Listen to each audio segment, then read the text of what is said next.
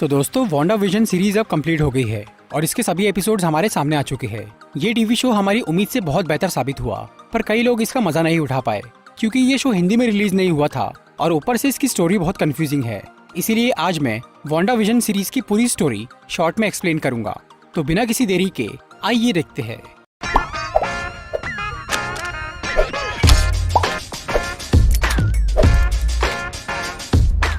Video शुरू करने से पहले मैं आपको बताना चाहता हूँ कि मैं यहाँ पर सभी एपिसोड्स को डिटेल में डिस्कस नहीं करूंगा, बल्कि मैं यहाँ पर सिर्फ इम्पोर्टेंट बातों पर ही फोकस करूंगा। और इस सीरीज की स्टोरी काफी घुमा फिरा के दिखाई गई है, लेकिन मैं पूरी स्टोरी को सीधे सीधे ही समझाऊंगा। तो ये कहानी है एवेंजर्स एंड गेम के बाद की। एंड गेम में जो फाइनल बैटल हुआ था उसके ठीक 3 हफ्ते बाद वांडा मैक्सिमॉफ स्वॉर्ड के हेडक्वार्टर में जाती है। स्वॉर्ड शील्ड की जैसी ही एक ऑर्गेनाइजेशन है जो कि दुनिया पर आने वाले खतरों पर नजर रखती है। विजन जो कि इन्फिनिटी वॉर में मर गया था, उसकी डेड बॉडी स्वॉर्ड के हेडक्वार्टर में रखी हुई थी। वांडा उसकी बॉडी लेने के लिए वहां जाती है ताकि वो विजन का फ्यूनरल कर सके, पर स्वॉर्ड के डायरेक्टर टाइलर हेवर्ड उसे विजन की बॉडी देने से मना कर देते हैं। फिर वांडा वेस्ट व्यू नाम के एक शहर में जाती है। कुछ साल पहले वांडा और विजन ने ये तय किया था कि वो दोनों वेस्ट व्यू नाम के एक शहर में अपना घर बसाएंगे, इसीलिए उन्होंने वहाँ पर एक प्लॉट खरीद के रखा था। पर जब स्वॉर्ड वाले वांडा को विजन की बॉडी देने से मना कर देते हैं, तब वो दुखी होकर वेस्ट व्यू में अपने प्लॉट पर जाती है। वांडा ने अपनी जिंदगी में बहुत बुरे हालातों का सामना किया था।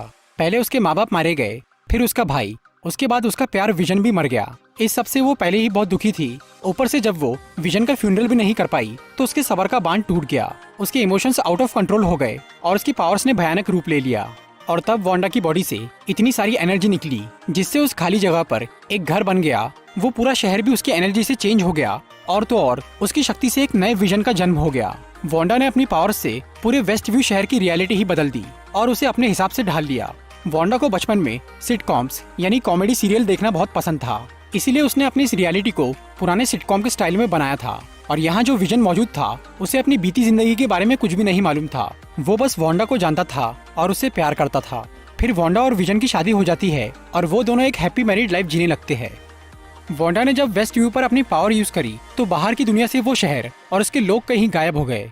इसीलिए इस मैटर को सॉल्व करने के लिए FBI एजेंट जिमी वू को बुलाया जाता है। पर जिमी वू के लिए भी ये मैटर बहुत कॉम्प्लेक्स था, इसीलिए वो स्वॉर्ड के लोगों से मदद मांगता है। फिर स्वॉर्ड के डायरेक्टर मोनिका रैम्ब्यू को इस काम के लिए भेजते हैं। मोनिका रैम्ब्यू मारिया रैम्ब्यू की बेटी है, जिसे हमने कैप्टन मार्वल मूवी में देखा था। मारिया अब मर चुकी है और मोनिका अब स्वॉर्ड की एजेंट बन चुकी है।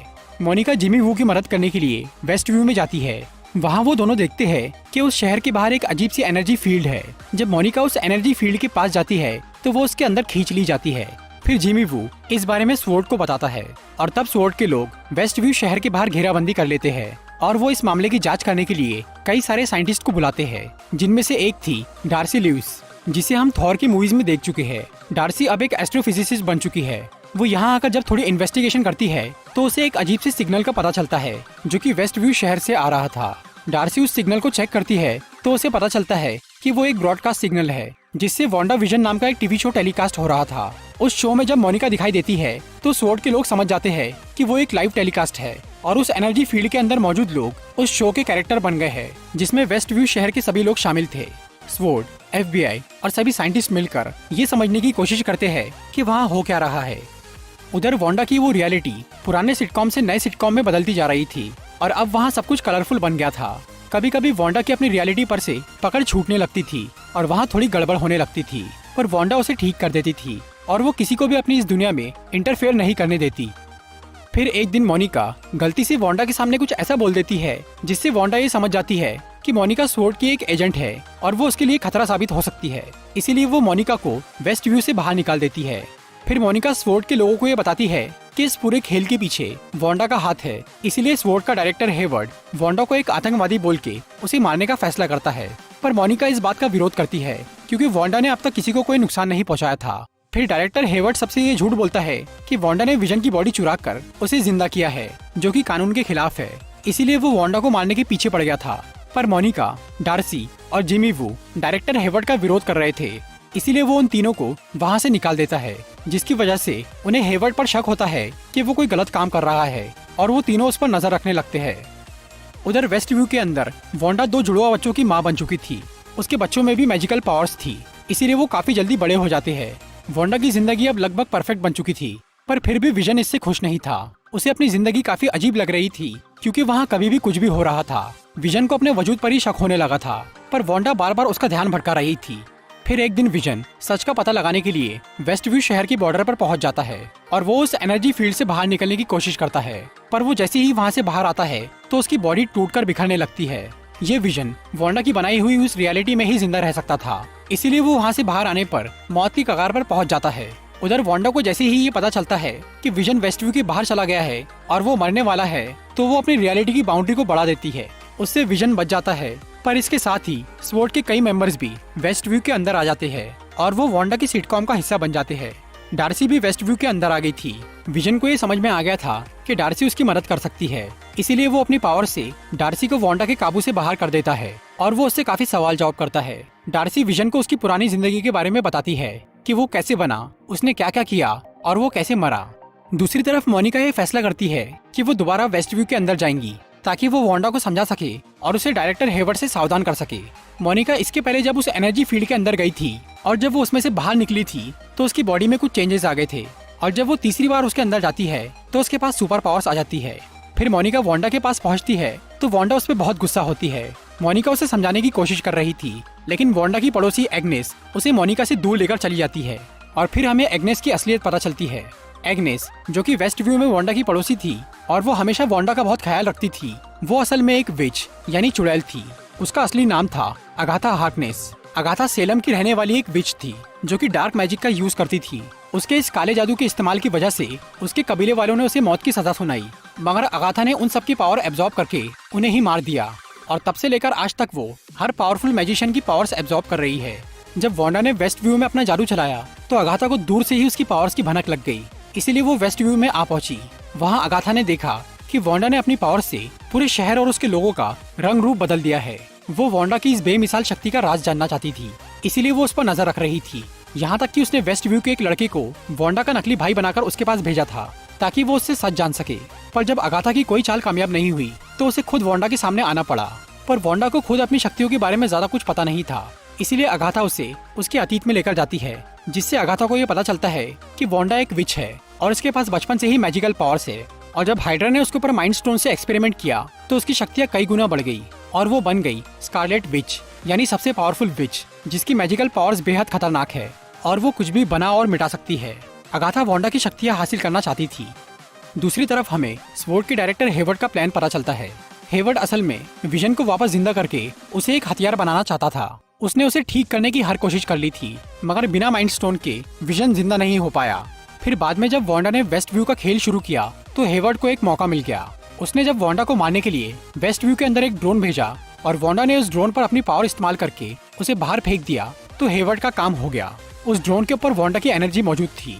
जब विजन की बॉडी को असेंबल करके उसे वांडा की एनर्जी से चार्ज किया गया तो वो चालू हो गया, मगर अब वो पहले जैसा इमोशनल नहीं था, वो बस एक रोबोट था। हेवर्ड उस विजन की पुरानी मेमोरीज डिलीट करके उसे वांडा और वेस्ट व्यू वाले विजन को मारने के लिए प्रोग्राम कर देता है।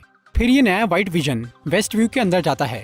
वहाँ अगाथा और वांडा की लड़ाई चल रही थी। व्हाइट विजन वहाँ पहुंचकर वांडा को मारने लगता है, लेकिन तभी दूसरा विजन वहाँ आकर वांडा को बचा लेता है।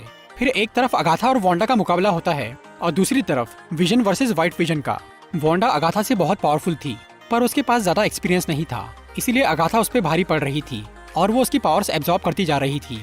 फिर अगाथा वेस्ट व्यू के सभी लोगों पर से वांडा का कंट्रोल हटा देती है।